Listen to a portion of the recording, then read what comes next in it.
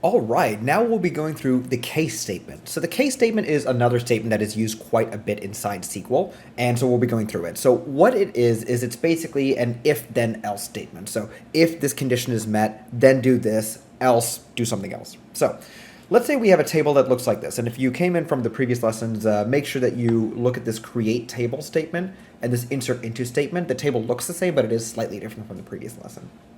So we have this table over here where we have employee names, their salaries, departments, bonuses, et cetera, et cetera.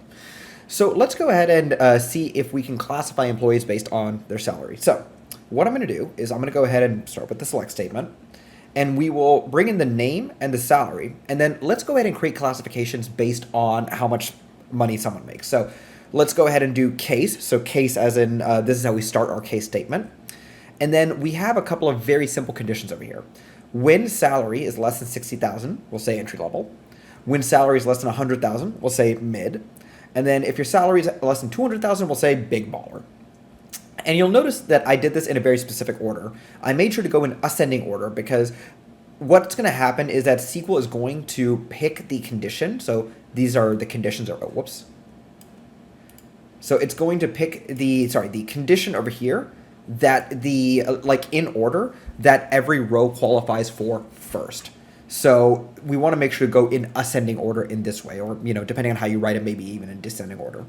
And then you'll always want to add an else statement at the end, and the else statement will make sure to catch any exceptions that you may have not thought of. So we'll just call this an uncaught exception. And then we'll end as, so we're ending our case statement. So you have to start your case statement with a case and end it with an end. The as is not necessary, but end as salary classification. That's what we'll name the column. And then we'll pull it from our employees table. And you'll see over here, we are correctly classifying each employee based on the classifications that we denoted using this over here. You can even use multiple conditions inside a case statement. So for example, you can say when salary is less than $200,000, or even better, let's go ahead and see if we can intercept this condition over here.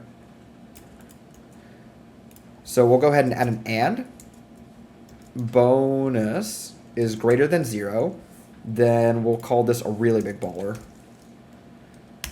And you'll see over here, Rob Smith turned into a really big baller because he has a bonus as well. But you'll see that if I go ahead and I copy this over here and I place the condition over here, you'll see he turns back into a big baller, and that's because he met this condition over here of less than 200,000 before he met the condition of less than 200,000 and a bonus greater than 0. So make sure with case statements you're very careful about how you order the different conditionals that you have, because that will have a very drastic effect on actually what row gets classified where. You can also use an or.